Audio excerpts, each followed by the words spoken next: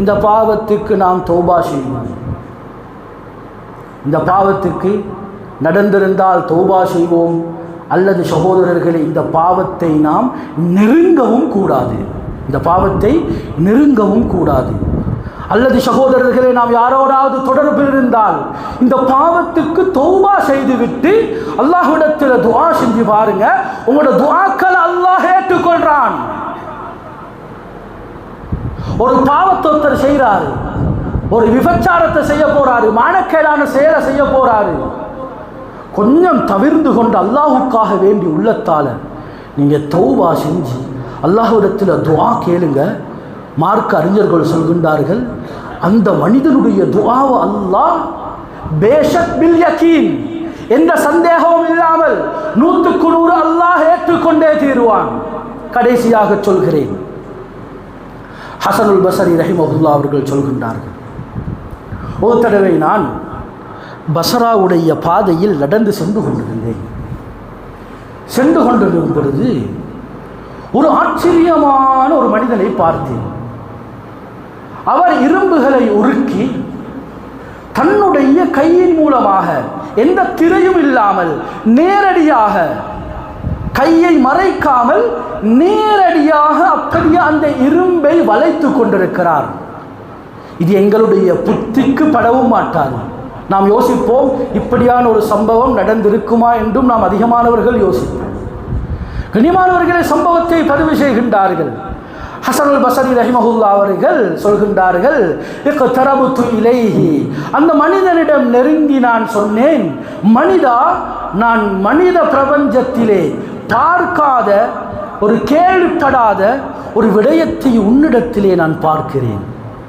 இதற்குண்டான காரணம் என்ன என்று சொன்ன நேரத்திலே அந்த மனிதர் சொல்லுகிறார், இமாம் அவர்களே, ஒரு தடவை நான் செல்வ செழிப்போடு வாழ்ந்து கொண்டிருந்தேன். ஒரு அழகும் சௌந்தரியமும் உள்ள ஒரு பெண், கணவனை இழந்த பெண், என்னிடம் உதவி கேட்டு வந்தாள். ஆனால் அவள் மிகவும் அழகாக இருந்தாள். 2 குழந்தைகள் அவளுக்கு இருப்பதாக சொன்னால், உதவி கேட்டாள். ஆனால் நான் சொன்னேன், நான் இந்த உதவியை உனக்கு செய்கிறேன், உனக்கு பணமும் தருகிறேன், ஆனால் நீ என்னோடு விபச்சாரத்தில் ஈடுபட வேண்டும். அந்த பெண் பயந்து வேண்டாம் என்று உதறி தள்ளிவிட்டு சென்று விட்டாள். இன்னும் 2 நாட்கள் கழித்து பசி அதிகரித்து விட்டது, குழந்தைகள் அழுகின்றார்கள் என்று சொல்லி மீண்டும் வந்து நான் சொன்ன அந்த பாவத்துக்கு இணங்குவதாக சொன்னாள். சொல்லிவிட்டு அந்த பெண் சொன்னால், நான் உன்னோடு ஈடுபடுவதாக இருந்தால் யாரும் தெரியாத ஒரு மலைப்பாங்கான பிரதேசத்துக்கு சென்று தலைமறைவாகத்தான் இந்த பாவத்தை செய்ய வேண்டும் என்று சொன்னாள்.